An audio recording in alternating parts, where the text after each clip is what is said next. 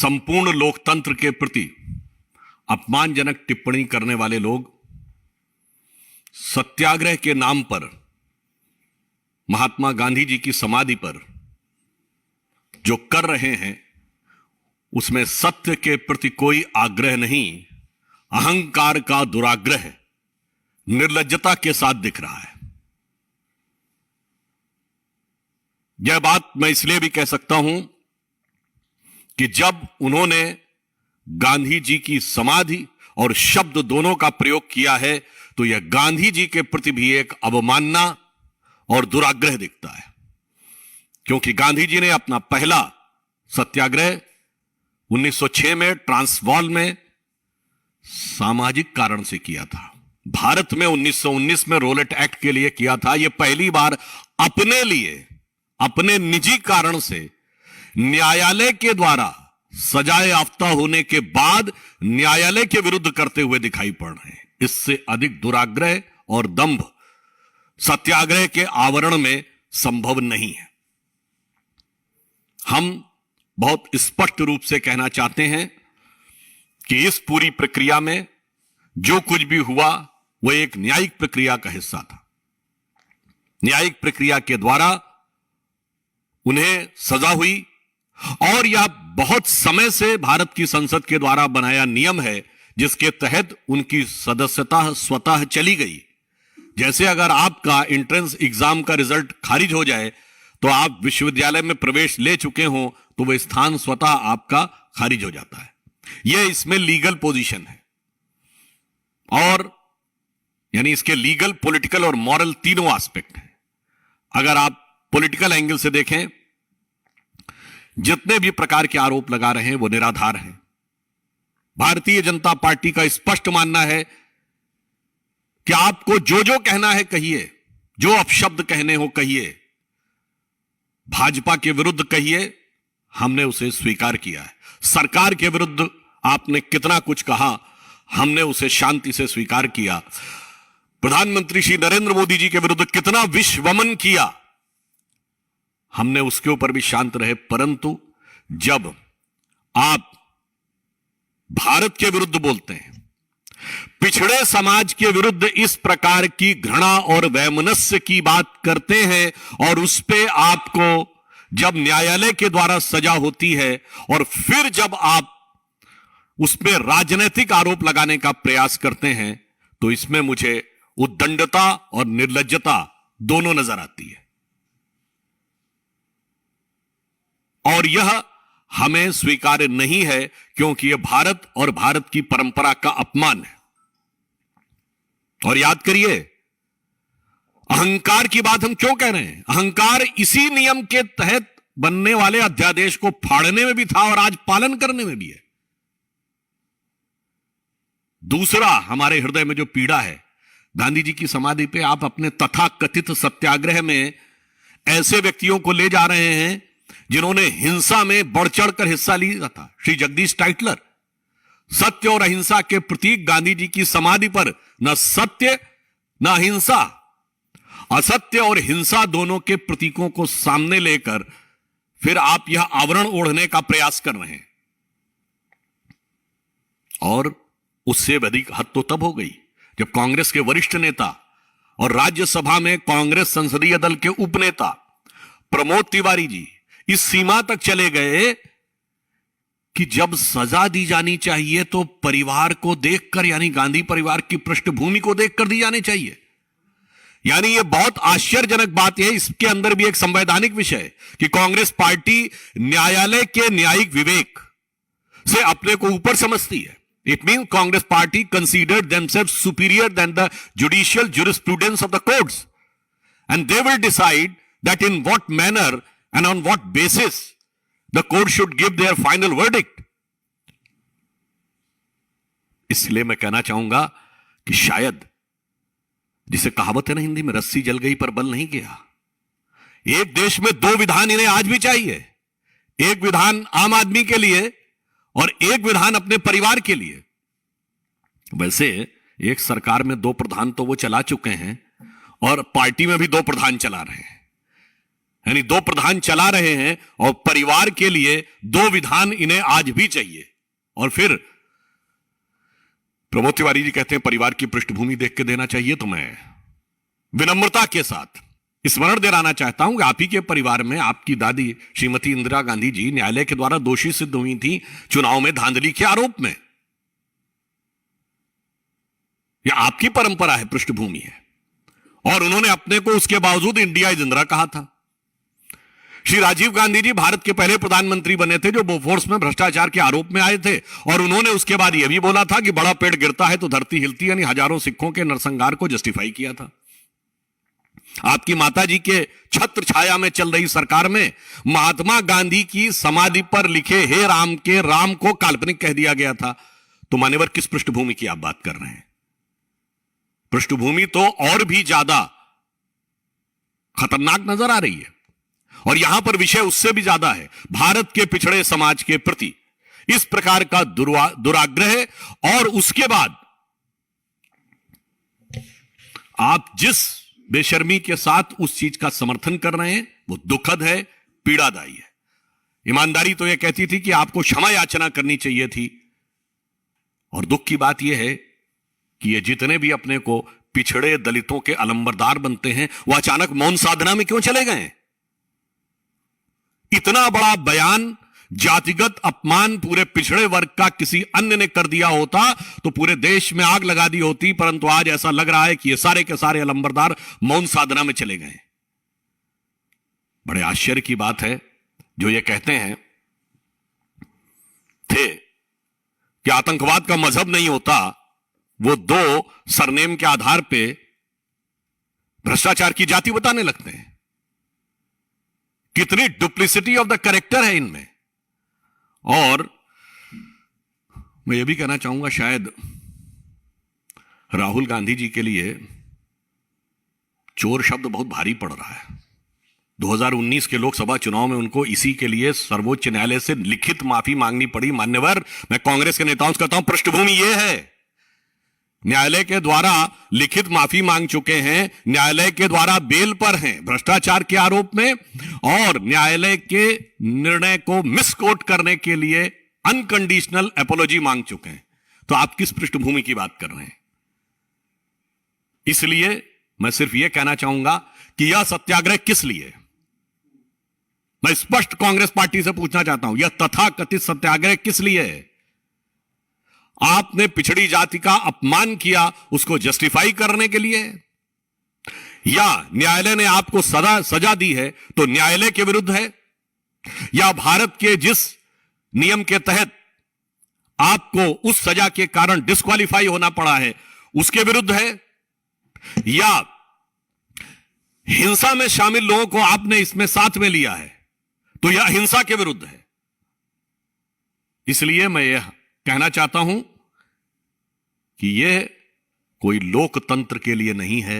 लोकतंत्र के अंदर राजनीतिक अहंकार का पूर्वाग्रह जिन लोगों में है और पिछड़ी जातियों के प्रति दुराग्रह जिन लोगों में है, यह उनके अहंकार का एक प्रदर्शन मात्र है और कुछ नहीं। और यदि मैं कहूं कि बहुत दुख की बात है, यह किसी भी भारतीय के लिए पीड़ा की बात है कि महात्मा गांधी की समाधि पर महात्मा गांधी के सत्याग्रह शब्द का प्रयोग यदि ये लोग करते हैं तो गांधी जी के सत्याग्रह और इस तथाकथित सत्याग्रह में उतना ही अंतर दिखता है जितना पंचतंत्र में भगत और बगुला भगत में। धन्यवाद। सुधांशु जी, प्रियंका गांधी भगवान राम की तुलना राहुल गांधी से करती है, इसको लेकर देखिए बहुत दुखद बात है। इससे पहले भी कांग्रेस के लोग ये कर चुके हैं। तो मुझे लगता है कि जिस भारत और भारतीय परंपरा की वो बात करती हैं, मुझे लगता है ये तो वो लोग हैं। बताइए आज कहां बैठे हुए हैं? मैंने तो ये बात पहले बोल दी, गांधी जी की समाधि पे जिसपे लिखा हे राम। गांधी जी का राजनीतिक दर्शन था राम राज्य, नित्य का भजन था रघुपति राघव राजा राम, अंतिम शब्द था हे राम। और ये राम के मंदिर के खिलाफ खड़े, राम भक्त कारसेवकों के खिलाफ खड़े, राम को काल्पनिक बताने वाले आज अपने अहंकार को छुपाने के लिए भगवान राम के नाम का प्रयोग कर रहे हैं। इसीलिए मैंने यह बात कही, वही अंतर है जो भगत और बगुला भगत में है। सुधांशु जी, राहुल गांधी ने अपने प्रेस कॉन्फ्रेंस में ये भी कहा कि ये जो आप लोगों ने इनकी सदस्यता खत्म करवाई है, जो वो कह रहे हैं, वो आप लोगों ने एक बहुत बड़ा हथियार दे दिया है उनको, अब वो पूरे देश में आंदोलन करेंगे और बीजेपी की सच्चाई। देखिए, मैं अन्यथा नहीं कहना चाहता। जिसको वो तथाकथित हथियार कह रहे हैं, ऐसे कितने ही हथियार वालों के तो वो साथ में खड़े रहे हैं। उन्होंने सहानुभूति व्यक्त की हथियार वालों के साथ, और उस हथियार के द्वारा उन्होंने लोकतंत्र को घायल किया है। इसलिए मैं ये कहना चाहता हूं, बहुत साफ, पुनः मैं अपनी बात कर रहा हूं, वो साफ करें कि इनका तथाकथित सत्याग्रह किसके खिलाफ है। पिछड़ी जातियों का अपमान किया, उसको न्याय संगत ठहराने के लिए, for which they are doing this, they are trying to justify that what they have used the dastardly words against the OBC community, or they are doing this against the judgment of the court, or doing this against the law of the parliament, or doing this because they are incorporating people who are involved in the violence. So this is against the non-violence. They should make it very clear. Sudhanshu ji, news 18 India के पत्रकार ने जब उनसे सवाल किया कि आप OBC समाज का अपमान करें, तो उस पर राहुल गांधी बौखला गए, वो कहने लगे कि आपको करवानी चाहिए। इस पर पत्रकारों का भारी विरोध है, इस पर क्या? देखिए, इसमें दो बातें हैं। राहुल गांधी जी भारत की राजनीति के, उनकी कई कैरेक्टरिस्टिक्स हैं। वो चिर युवा हैं, 50 पार करने के बाद भी युवा हैं। चिर व्याकुल भी हैं, आप देखेंगे वो हमेशा एजिटेटेड रहते हैं, पर चिर व्यथित भी हैं, दुखी भी हमेशा रहते हैं, और चिर कुपित भी हैं, गुस्से में भी हमेशा रहते हैं। तो he is a perpetually youth, perpetually frustrated and perpetually agitated. तो this is nothing but a reflection of his own characteristic. और जहां तक मुझे जानकारी है कि शायद वो पत्रकार शायद कांग्रेस बीट के ही थे। Rahul Gandhi also said that he will not, वो माफी नहीं मांगेंगे सावरकर की तरह, and he is standing by his words, and he is less than 4 weeks away from the jail if he doesn't go to the higher court. One thing I would like to say that in this context, Chief Minister of Maharashtra, Shinde ji, has already made it very clear that why Rahul Gandhi is continuously, consistently trying to disrespect Veer Savarkar. And on this context, I would like to speak, बिल्कुल, अरे हमारे उनकी उसमें सोच में बड़ा अंतर है। मैं ये बात पुनः दोहरा रहा हूं कि जब वीर सावरकर को तो 2 जन्मों का कारावास हुआ था। कब हुआ था? 1910 में, और 1910 में कांग्रेस का अध्यक्ष था विलियम वेडनबर्न। आप सावरकर थोड़ी हो सकते हैं कि जो अंग्रेजों से लड़के दो जन्मों का कारावास सह रहे हो। आप तो वो हैं जो अंग्रेज हुक्मरान की सदारत में बैठकर डिनर खाते थे, जिसके लिए अकबर इलाहाबादी ने लिखा था, कौम के गम में खाते हैं डिनर हुक्काम के साथ, रंज लीडर को है बहुत मगर आराम के साथ। तो वाकई कभी सपने में भी राहुल गांधी या कांग्रेस पार्टी वीर सावरकर के शौर्य और राष्ट्रभक्ति का मुकाबला नहीं कर सकती। It is for him to decide, because as per the laid down constitutional and legal procedure, he is having every right to move to higher court. So, whatever the decision of the court, we cannot predict whether he will get any relief from the higher court or not. We are not like that party, like the Congress, who considered themselves over and above the jurisprudence of the courts. अब वैसे एक और बात बता दूं, मुझे अचानक ध्यान आ गया। जो प्रमोद तिवारी जी ने कहा कि गांधी परिवार के लिए अलग नियम होना चाहिए, तो उन्होंने ऐसे नहीं कहा है। हमें याद आ गया पिछली सरकार में जब हम लोग जाते थे एयरपोर्ट पे, तो जो विशिष्ट अतिथियों के लिए लाउंज होता, उसमें क्या लिखा रहता था?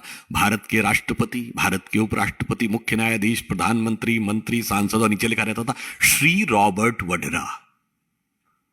अलग विधान था परिवार के लिए। वही मानसिकता आज भी उनके ऊपर है। तिलमिलाहट इस बात की है कि मैंने अगर पिछड़ी जाति का अपमान भी कर दिया तो अलग कानून मेरे लिए होना चाहिए।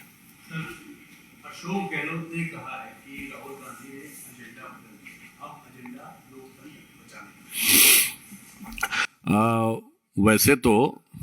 वैसे तो मात्र कुछ महीने पुरानी तो बात है, पिछले साल जब एजेंडा यह था कि अशोक गहलोत को राष्ट्रीय अध्यक्ष बनाना है, और अशोक गहलोत जी ने ऐसा एजेंडा बदला कि भारत के इतिहास में पहला उदाहरण होगा कि जो पार्टी का संभावित राष्ट्रीय अध्यक्ष हो वो बागी हो जाए।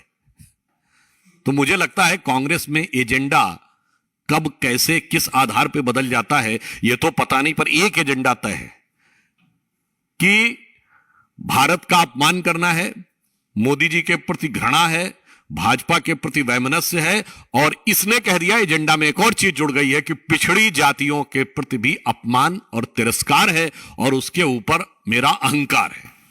सर, एक सवाल लास्ट सवाल सर, कि खड्डा गांधी जी कहे कि उनके इस देश के लोकतंत्र को उनके परिवार के खून से सींचा गया है, और भगवान राम और पांडव को उन्होंने पूछा कि क्या वो भी परिवारवादी। देखिए, मुझे बड़ा आश्चर्य होता है, आज तो तथाकथित सत्याग्रह गांधी जी की समाधि पे चल रहा है, अब वो कह रही है खून से सींचा, और हमें तो इतिहास में पढ़ाया कि एक बिना एक भी खून की बूंद बहाए आजादी मिल गई। तो भाई प्रियंका जी, क्या सत्य है ये तो बता दीजिए।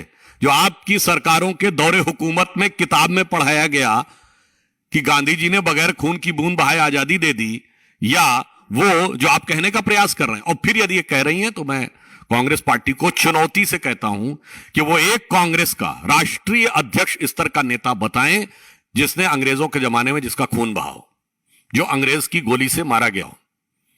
नंबर 2, अंग्रेजों के समय में फांसी चढ़ा हो। नंबर 3, अंग्रेजों के समय में काला पानी गया हो। नंबर 4, लाला लाजपत राय जी जो 1920 में कांग्रेस के अध्यक्ष थे, उनको छोड़ दें तो जिसने लाठियां भी सही हो।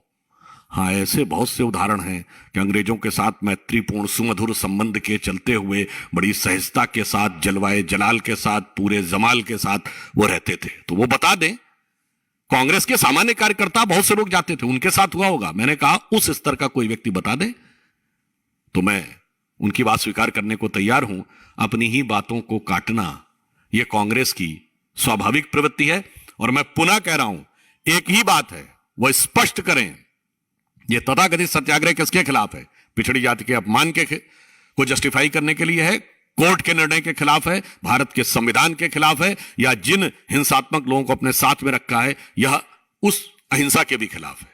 और मैं ये कहता हूं, यह सिर्फ भारत का अपमान नहीं है, भारत के न्यायालय का, लोकतांत्रिक व्यवस्था का अपमान नहीं है, यह महात्मा गांधी का भी बहुत बड़ा अपमान है कि एक व्यक्तिगत आरोप में सजाए याफ्ता व्यक्ति जो पूर्व में एक नहीं अनेक मुकदमे झेल रहे हैं, जो भ्रष्टाचार के आरोप में बेल के ऊपर हैं, वो आकर गांधी जी के नाम का दुरुपयोग कर रहे हैं। यह देखकर भी बहुत पीड़ा होती है।